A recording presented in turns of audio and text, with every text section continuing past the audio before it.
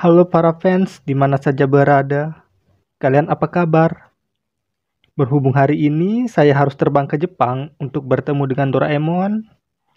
Dengan agak terburu-buru, langsung saja perbaiki posisi kalian dan check this out.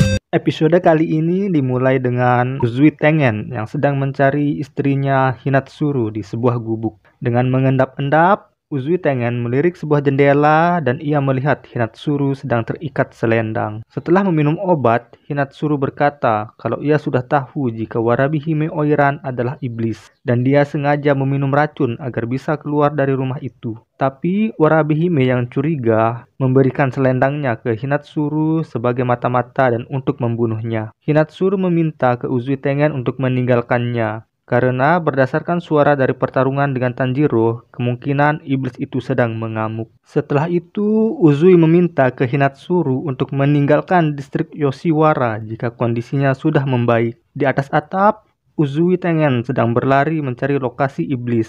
Sampai pada akhirnya, ia mendengar gema pertarungan dari dalam tanah. Uzui menyebut kalau ada sesuatu di bawah sini. Dengan teknik pernapasan bentuk pertama, Uzui mengayunkan pedangnya ke tanah untuk menggali lubang. Daki yang mendengar suara gemuruh efek serangan dari Uzui berkata kalau apa yang sebenarnya terjadi. Kemudian Daki mengejek Tanjiro kalau pedangnya sudah banyak tergores sekalipun pertarungan baru saja dimulai. Tanjiro yang baru memperhatikan kondisi pedangnya dibuat kaget karena pedang itu tergores cukup banyak. Menurut Tanjiro, dia tidak cocok dengan teknik pernapasan air. Tanjiro berpikir kalau dia tidak bisa seperti Urokodaki dan Tomoika yang menguasai pernapasan air. Jadi Tanjiro mencoba merubah teknik pernapasan menjadi teknik Hinokami Kagura. Walau awalnya Tanjiro sempat ragu, tapi dengan semangat yang berkobar, akhirnya Tanjiro menyerang Daki dengan teknik pernapasan Hinokami Kagura. Jurus amukan matahari. Melihat itu, Daki jadi kaget karena gaya berpedang Tanjiro berubah. Tanjiro terus menyerang Daki sampai saat Tanjiro melihat celah. Ketika Tanjiro akan menebas leher Daki, tiba-tiba Daki berkata, "Seranganmu begitu lambat." Dan Daki menyerang Tanjiro yang membuatnya terlempar dengan keras. Karena menggunakan teknik Hinokami Kagura, membuat Tanjiro menjadi kelelahan dan ototnya mengejang.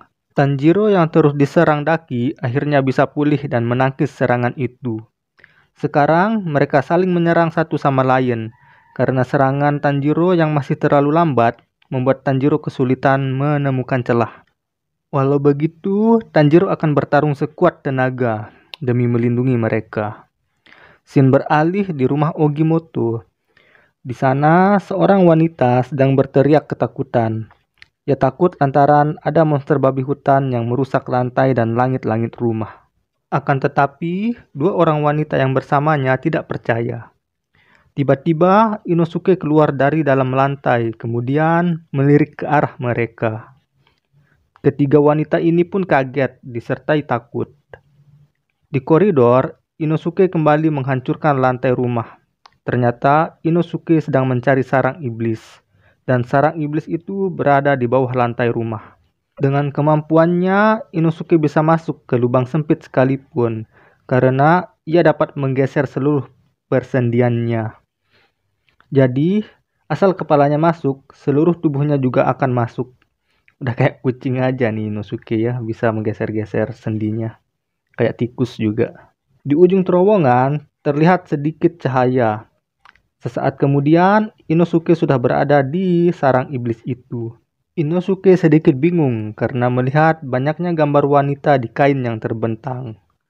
Dengan instingnya, Inosuke mampu merasakan kalau manusia yang tergambar di kain itu adalah manusia hidup. Dan Inosuke berpendapat kalau iblis itu menjebak para mangsanya di kain ini dan mengeluarkan mereka untuk dimakan.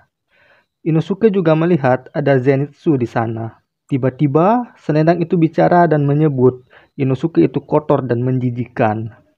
Kemudian selendang itu menyerang, yang dibarengi dengan Inosuke yang juga terus menebas selendang itu.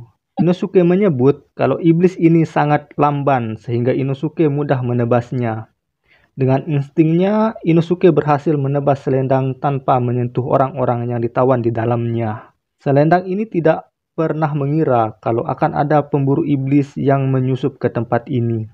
Dari kejauhan, Daki memerintahkan selendang ini untuk menangkap Inosuke. Daki memerintahkan untuk memakan semua tawanannya kecuali 10 yang tercantik. Daki juga menambahkan untuk kain ini memakan beberapa orang agar ia menjadi lebih kuat.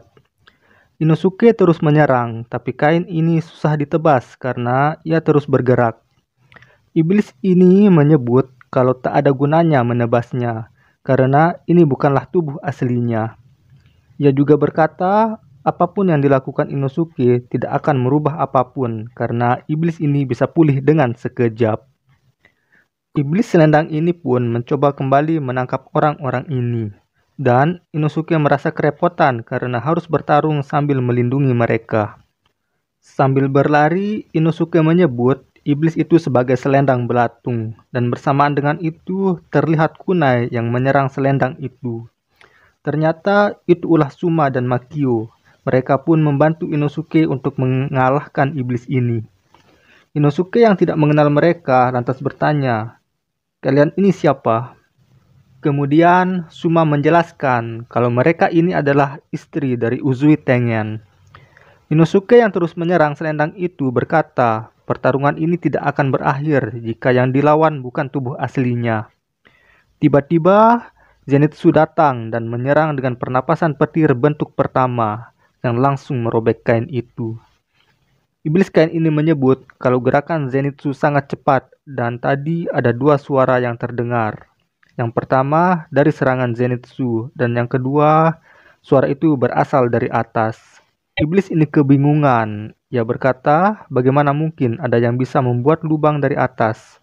Dan tiba-tiba Uzui Tengen sudah berada di sana. Iblis ini menyadari kalau Uzui Tengen merupakan Hashira. Tapi bersamaan dengan itu, Uzui langsung menyerang iblis itu. Dengan sekali serang, iblis itu pun tercabik-cabik. Suma dan Makio sedikit syok melihat kedatangan Uzui Tengen. Uzui berkata kalau ia senang melihat kalian baik-baik saja. Uzui kemudian memuji para istrinya.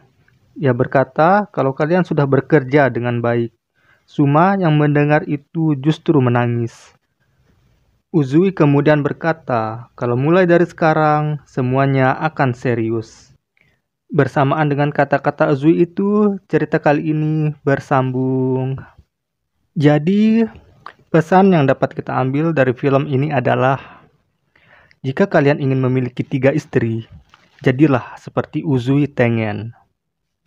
Saya Joni bersama seluruh jajaran kru yang bertugas mengucapkan terima kasih. Kira-kira pesannya kayak gitu bener gak? Bener apa enggak? Udahlah, mungkin kayak gitu aja kali ya.